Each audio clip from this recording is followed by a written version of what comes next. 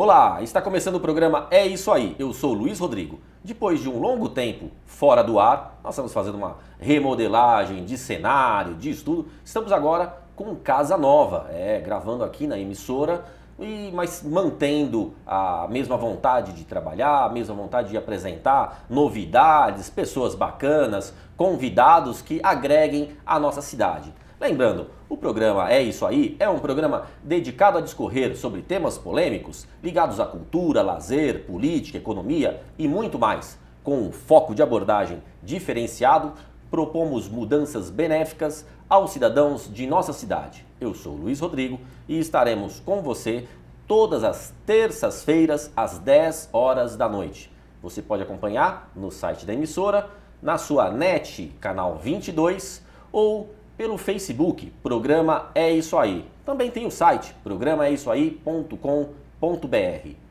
E como não poderia deixar de ser, nós hoje escolhemos dois convidados. Vamos falar um pouquinho sobre maçonaria. Afinal de contas, aqueles mistérios, aqueles segredos ainda não revelados, você vai acompanhar um pouquinho deles aqui hoje. E também vamos falar sobre armas de fogo, porte de arma de fogo para cidadão de bem. E também sobre o Exército Brasileiro, sobre o poder de se praticar, o direito de se praticar o tiro ao alvo, uma modalidade esportiva muito difundida no mundo inteiro, regulada pelo nosso Exército Brasileiro. Então nós temos um especialista aqui para falar sobre isso. Então se você quer saber um pouquinho sobre armas, como tirar um porte de arma, como conseguir comprar uma arma para a prática desportiva, acompanhe o nosso programa. Começa agora.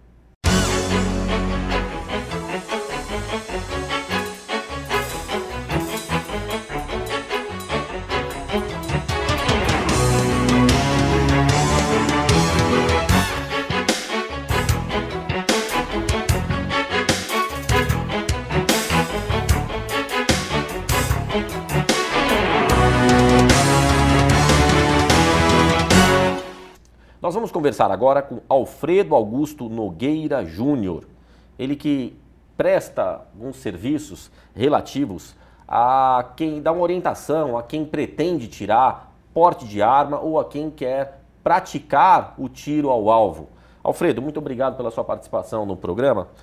Alfredo, no Brasil a legislação desarmamentista é muito forte, né? Há muitos anos estão em campanhas de desarmamento, lesando alguns direitos do cidadão de bem. Como é que está regulado na Polícia Federal? O cidadão comum, ele que não tem arma, nunca teve arma, se ele quiser ter acesso à arma, ter uma arma para guardar na sua casa, para proteger a sua família, proteger o seu patrimônio, é possível hoje, em 2017, é possível o cidadão de bem comprar uma arma? Sim, é possível. Passa por uma avaliação, essa avaliação compreende a apresentação dos documentos pessoais, comprovação de ocupação lícita e uma avaliação psicológica e instrução de tiro, feito por profissionais credenciados pela própria Polícia Federal. Essa documentação que você fala, o que seria, para ser mais claro? Os documentos pessoais da pessoa, né, do pretendente, a aquisição para uma arma de defesa na sua residência. RG, comprovante de endereço, essas coisas. SIC, RG, comprovante de endereço, comprovante de ocupação lícita. Porque carteira de trabalho, por exemplo? Carteira de trabalho. Qualquer denominação que comprova uma ocupação lícita. Tá? Se for um advogado, carteira da ordem, se for um engenheiro, um CREA e assim por diante. Ok. E essa habilitação, aí são a relação, isso que você falou, é a relação dos documentos. Correto. Né? Dos documentos. Agora, as certidões que precisa, o que você orienta a pessoa, o que a Polícia Federal exige? Exige a certidão de antecedentes criminais, a certidão da Justiça Federal, Justiça Militar e uma...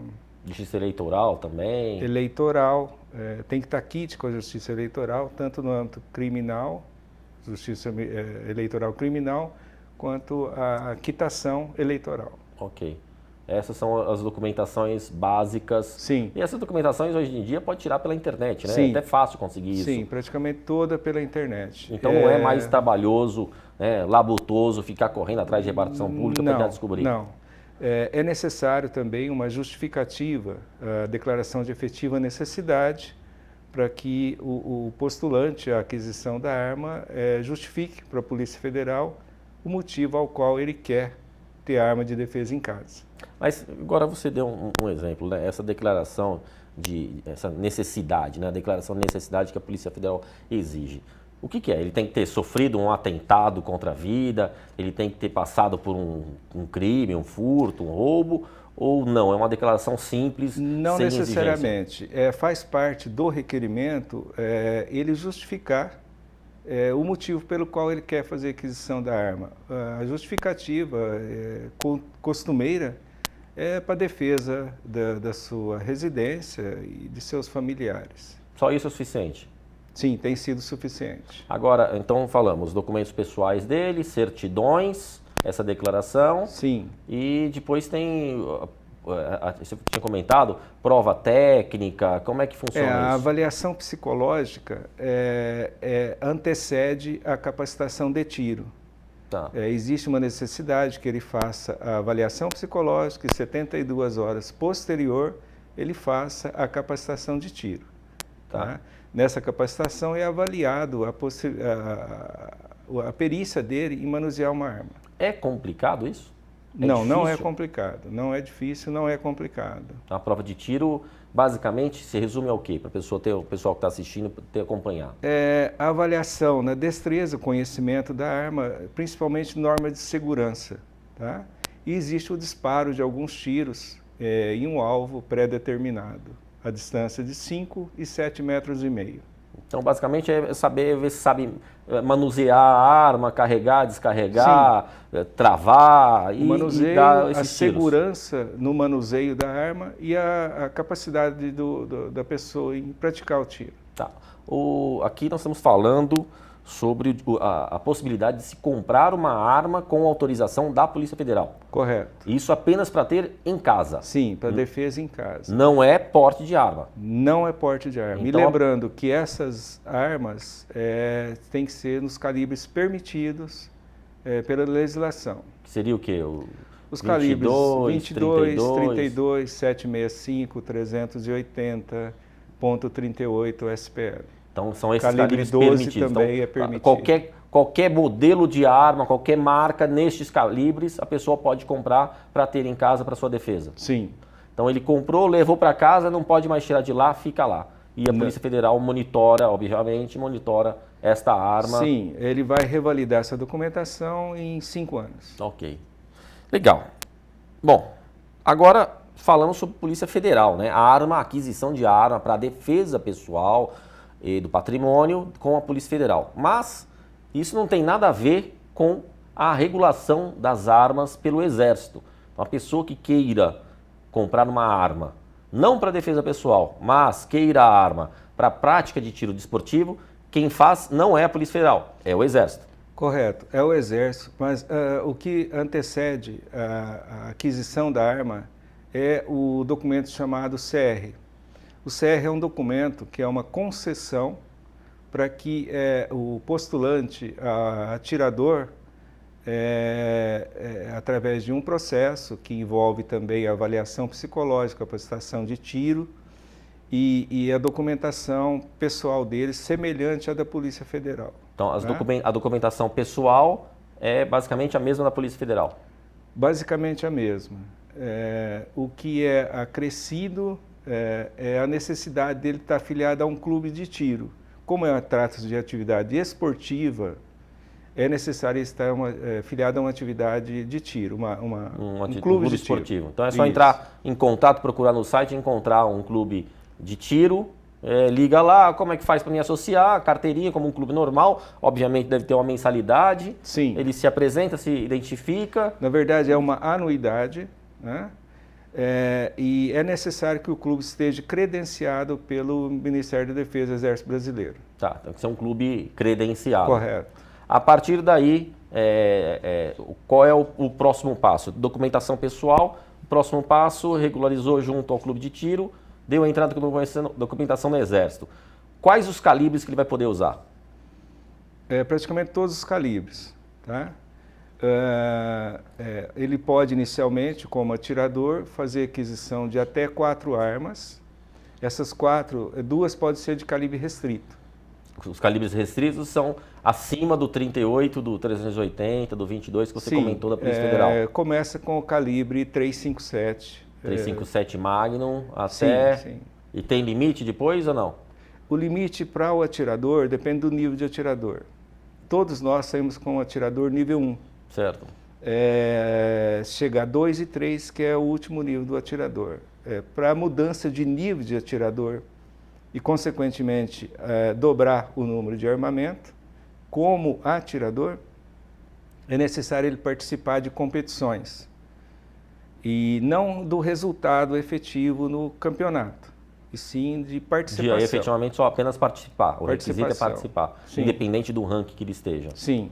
Agora, se os calibres já são calibres já restritos, pode ser os mesmos calibres. Um fuzil, por exemplo, se ele quiser comprar, ele pode comprar e ter em casa. Sim, o Exército permite que, após a concessão do CR, ele possa fazer aquisição de qualquer calibre restrito.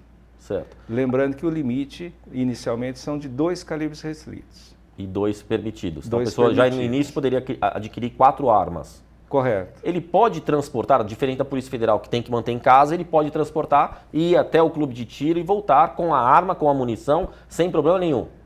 Existe atualmente a regulamentação. A necessidade dele ir ao clube faz parte de um termo de compromisso que ele assume com o Exército. Inicialmente, ele tem que ir ao clube no mínimo 8 vezes por ano após ser deferido o CR. O transporte das armas são denominados guia de tráfego. Essas guias permitem que o atirador se desloque da residência ou o local de guarda do acervo até qualquer clube credenciado pelo Exército no Brasil. Só para a gente poder encerrar, qual a idade mínima para ser um atirador desportivo? O atirador ele pode ter o CR a partir dos 15 anos de idade. Então, através de uma autorização judicial. 15 anos, o jovem, o adolescente, já pode, obviamente, com a fiscalização de um responsável, do seu genitor, para acompanhar isso. Mas ele pode ir para o stand e atirar normalmente. Desde que esteja autorizado e, obviamente, vai ter uma pessoa habilitada para acompanhá-lo. A aquisição de armas, em todos os casos, é a partir dos 25 anos de idade. Então, ele pode participar como atirador, mas não pode comprar a arma. Menos de 25 anos, menos de 25 não tem que ter um responsável. Não. Então, Alfredo, muito obrigado pela sua participação no programa. Pessoal, lembrando que o projeto de lei que tramita no Senado Federal, número 3722, ele foi aprovado na Câmara de Constituição e Justiça. Então, o relatório final já foi aprovado. Incluiu-se, alerta aí para os advogados, incluiu-se no texto deste projeto de lei, incluiu-se os advogados equiparados aos membros do Ministério Público e da magistratura, onde terão o direito de ter porte de arma para a defesa das prerrogativas da advocacia. Mas antes de encerrar esse bloquinho, como a gente está falando de arma, né, que está associado com Rambo, com Selva, nós temos um colaborador, um parceiro, que é a SM Cutelaria, que faz cada faca belíssima. Acompanhe as imagens aí, são facas de excelente qualidade, facas realmente de qualidade, com grossas, bem acabadas, com aço 51-60, enfim, são belíssimas aquisições que você pode conseguir acompanhando o Facebook da SM Cutelaria. Mandando um abraço aí para o meu amigo Sérgio, né? Ele que é o cuteleiro artesão, meu amigo Sérgio lá de Jaboticabal.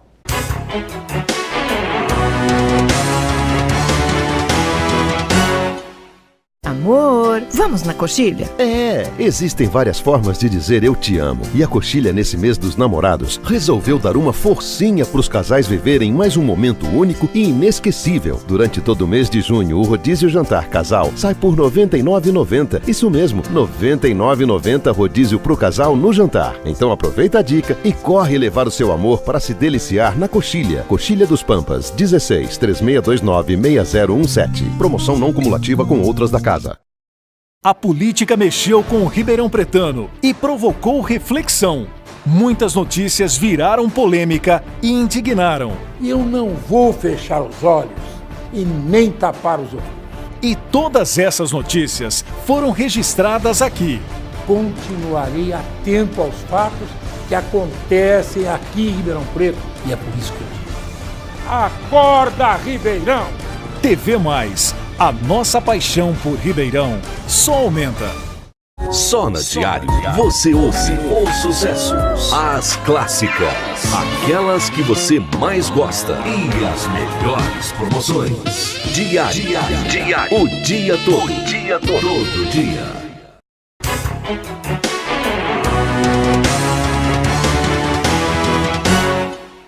Olá, estamos de volta com o programa É Isso Aí, eu sou o Luiz Rodrigo. Lembrando, nós estamos estreando novamente a 4ª temporada do programa É Isso Aí, agora em novo horário, em nova casa, gravando aqui na emissora TV Mais Ribeirão, onde é transmitido agora, terça-feira, às 22 horas, no horário de Brasília. Agora, nessa parte, nós vamos conversar com o doutor Luiz Fernando Mocova, ele que é advogado, mas hoje estaremos falando de maçonaria, né? Ele é venerável mestre da loja Abolição Independência de Ribeirão Preto e vai revelar alguns segredos maçônicos aqui. Seja bem-vindo, Luiz Fernando, muito obrigado pela sua participação mais uma vez no programa É Isso Aí. Luiz Fernando, você comentou comigo nos bastidores que a maçonaria no Brasil está completando este ano 195 anos. Explica pra gente um pouquinho o que é a maçonaria. A maçonaria não seria bem a maçonaria em si, mas a maçonaria é feita de potências. Existe uma potência aqui no Brasil chamada Grande Oriente do Brasil. E essa potência, ela está fazendo agora 195 anos. Se não me engano, é 1802 ou 1862, e dia 17 de julho agora ela completa essa idade. O Grande Oriente do Brasil ele é responsável, né, aqui no nosso país por aglomerar várias lojas. Existem outras potências também, né, mas são várias lojas. Lojas que a gente fala é onde se reúnem os maçons. E esse grupo de lojas, né, em cada estado forma o Grande Oriente do Brasil. O Grande Oriente do Brasil é como se fosse um poder central lá em Brasília, né? E depois tem nos estados existem os grandes subdivisões, os poderes estaduais, né? Que são os Grandes Orientes. Tem aqui no estado de São Paulo o Grande Oriente do estado de São Paulo, o GOSP, né? Então funciona mais ou menos como um estado brasileiro, onde tem o poder central, Brasília, os poderes municipais, estaduais, mais ou menos funciona dessa maneira. Um estado paralelo dentro de um estado brasileiro? Exatamente, existe o poder legislativo, o judiciário, o executivo. A maçonaria ela é muito organizada nesse sentido. Ela já não é nascida no Brasil, né? Não, ela vem de outros países, não é isso? Na realidade, a gente remonta ao nascimento da maçonaria. Na realidade, a gente nem sabe quando a maçonaria nasceu, na realidade, né? Fica complicado a gente dizer. Mas, digamos assim, o país mais importante em termos maçônicos seria a Inglaterra. Inclusive, o Grande Oriente do Brasil vem de lá. E existem países também que têm uma grande expressão maçônica, como os Estados Unidos, por exemplo, né? Inclusive tem um livro que saiu há algum tempo atrás, escrito pelo Dan Brown, aquele mesmo autor do Código da Vinci, que ele escreve um livro chamado, acho que o Código Secreto, se não me engano, e esse livro fala sobre todos os símbolos maçônicos que existem na cidade de Washington, né? Desde aquele obelisco, depois da fundação, os fundadores eram maçons, né? E aqui no Brasil a maçonaria também já trabalhou bastante pelo bem do país, né? Existem vários feitos da maçonaria dentro do país, como por exemplo, eu vou falar os mais conhecidos, que a maçonaria trabalhou diretamente, não bem a maçonaria, né, mas os maçons, né, pessoas que estavam ligadas à instituição, que seria a abolição da escravatura, né, e a independência do Brasil. Que inclusive o nome da nossa loja é Abolição e Independência, por conta desses dois feitos maçônicos, né, no Brasil. Agora tem muita dúvida, muita mística, né? Muito boato do que a maçonaria trata. O que é que efetivamente, na visão do maçom, por que ser maçom, o que é que o maçom faz efetivamente? as pessoas às vezes confundem maçonaria com religião, com seita, com... Enfim, meu filho namorou uma menina que ela achava que a gente cortava cabeça de bode em casa, que fazia magia matava negra. Galinha, esse tipo de coisa. Então é muita ignorância, né? É uma ignorância que existe, um preconceito que existe, mas na realidade não é nada disso. A maçonaria não é nem uma instituição secreta hoje, né? Ela é uma instituição discreta. Mas o que ela preza? Ela preza pela evolução do ser humano, do homem, né? Em todos os campos, no campo intelectual, no campo espiritual, no campo moral. Ela tem uma filosofia muito bonita, realmente a filosofia maçônica ela é muito profunda, muito bonita. Se todos os homens, né, inclusive os maçons, né, não estou falando só mas se os maçons seguissem exatamente aquilo que prega a filosofia maçônica, tenho certeza que esse mundo seria bem melhor. É como o cristianismo, por exemplo, tem cristãos que não conseguem acompanhar aqueles todos ensinamentos né? de Jesus e tal, né? É assim, a gente está numa fase evolutiva, o ser humano está numa fase evolutiva. E a maçonaria nada mais é do que um caminho, assim como existem vários caminhos. Ela propõe isso. Coisas Dentro boas. da maçonaria você pode ser católico, você pode ser espírita, você pode ser evangélico, você pode ser ubandista, enfim, não há problema nenhum. A maçonaria é uma entidade que recebe no seu seio qualquer religião, a gente não tem essa discriminação, né? E ela é uma filosofia regada de simbolismo. Então, às vezes, as pessoas não conseguem entender o significado de alguns símbolos que existem lá dentro. Mas esses símbolos são colocados justamente lá para que a gente faça uma reflexão sobre eles, né? Okay. Então, a gente pega, senta, faz uma reflexão sobre aquilo e tenta encontrar o sentido de todo aquele simbolismo. Tudo tem um porquê dentro da maçonaria. Ok, mas você ocupa o cargo, ocupa a função de venerável mestre da loja Abolição e Independência, que é o cargo mais alto dentro dessa estrutura, né, por exemplo, municipal, né, da sua loja aqui. Mas a loja Abolição e Independência teve uma homenagem recentemente na Câmara Municipal. Ela recebeu uma homenagem, inclusive o prefeito Duarte Nogueira esteve presente, né, entregando essa medalha, esse título à loja Abolição e Independência, completando 50 anos aqui em Ribeirão Preto. Fala um pouquinho brevemente sobre isso. A loja Abolição e Independência, que eu tenho um grande orgulho de fazer parte do quadro, ela tem uma história dentro da cidade de Ribeirão Preto muito bonita. Ela, durante muitos anos, ela contribuiu para a saúde pública da cidade. Ela mantinha uma entidade chamada Colresan, que era uma coleta de sangue que era feita aqui em Ribeirão Preto. Ela coletava praticamente todo o sangue que era necessário para atender hospitais, casas de saúde, enfim, ela coletava. Depois ela teve que parar com essa atividade por conta de várias exigências, né, sanitárias que mudaram. Exatamente, que alterou isso, né? Então parou com essa atividade. Mas é uma loja que já fez bastante, continua fazendo pela sociedade, né? Hoje nós temos a Lomai.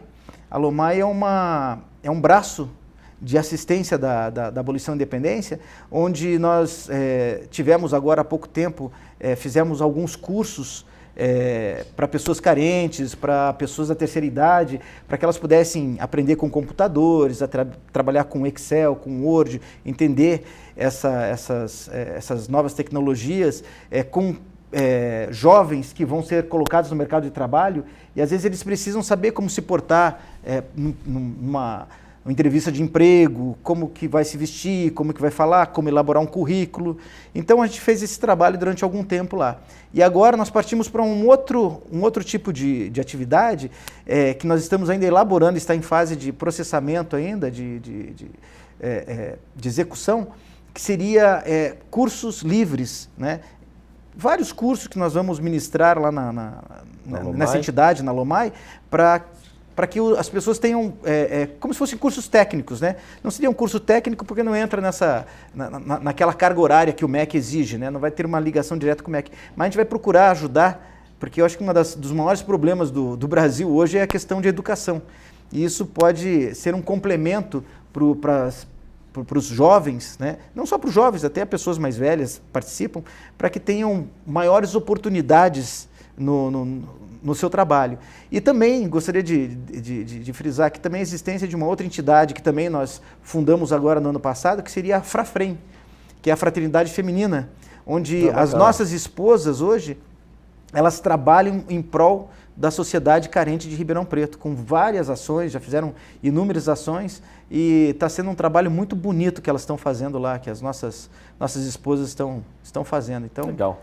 A Abolição e Independência tem esse perfil de sempre estar integrada, né, na questão da filantropia também aqui na cidade. Completando 50 anos. 50 anos de idade. Então, meus parabéns aí a todos os irmãos, né, todos os amigos da loja Abolição e Independência. Luiz Fernando, muito obrigado pela sua participação.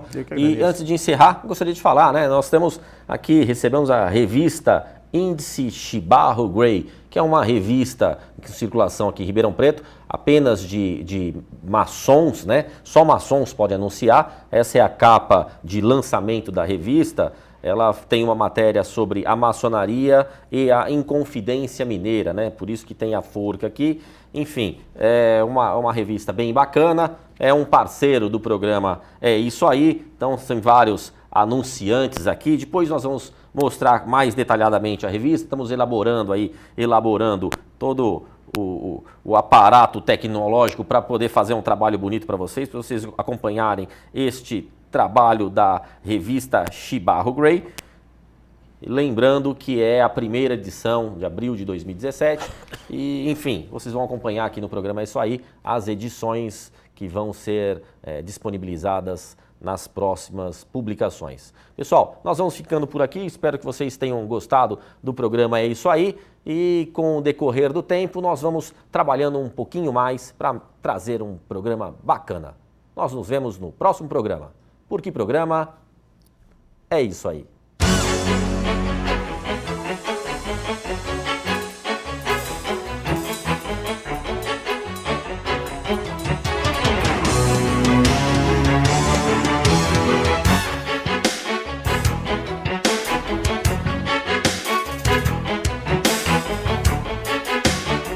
Thank you.